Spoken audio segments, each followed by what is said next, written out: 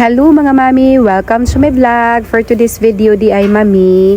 So it's Christmas. So traditional gid na mo diri sa balay mami no. Kanang mag-prepare o maghanda na adyoy lechon. Pero dili pud tanan nato, di man nato ma-place mami no.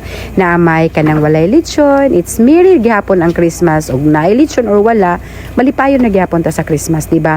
Pero kani nga mo it's perfect timing ra pud mami kay nakalechon mi this year. So wala gid ni ang ako ang pangarap na makalitsyon ta kay murag traditional gini sa Pilipino pag Christmas diri sa Pinas na makalitsyon ta, di ba? Merry ang atong Christmas.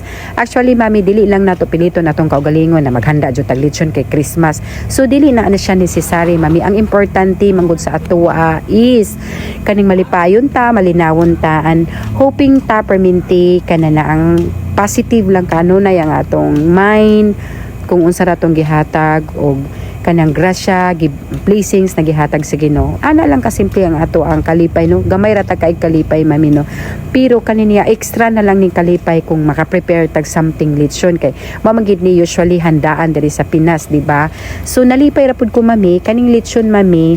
Naay nag-offer manggod og lechon na buo na baboy man time ra pod ang friends sa akong mister maglechon sila ra daw magluto silang lechon. So mao tong timing dayon to na nakapalit mig buong baboy gikuha nila tapos gisabay na lang po og luto dito friends sa akong mister. So nalibre ta mami. So mao nang nakatabang po ang friends sa akong mister mami kay ang atong lechon na luto man yummy pa jud mami no kay ang iyang pagkaluto sa lechon is buo jud mami, wala jud bawas, walay tanan. It's perfect jud mami. So dako ang buyag ang lechon man. Actually kay naluto naman ang lechon na nasa balay na nasa lamisa. So while waiting sa ato ang Christmas Eve, gingnan ako si mother na magkaon-kaon na siya hinay-hinay din ha. Kay wala pa mi panihapon. Mo nang mami, nagtima-tima mi, siyempre mag-crave jud ta sa panit sa lechon, di ba? Kay kagubgub manggid mami, man mo magid ni ato ang excited moment basta naatay lechon no. Ang panit man jud atong una og paak, di ba mami?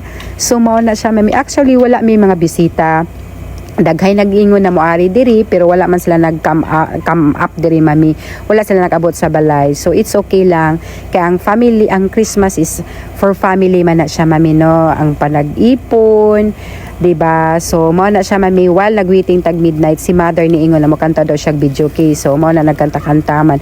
While pud naghulata sa Christmas Eve kanang 12 midnight, daghan ay mga paputok mami sa among palibot. So mao nang gitan-awa jud mami ako mga anak excited pud kay gusto sila matan-aw mga fireworks sa gawas. So para malingaw pud sila mami, mao na nag-ikot-ikot ako mga anak, mao ni ang palibot na tahom kayo ang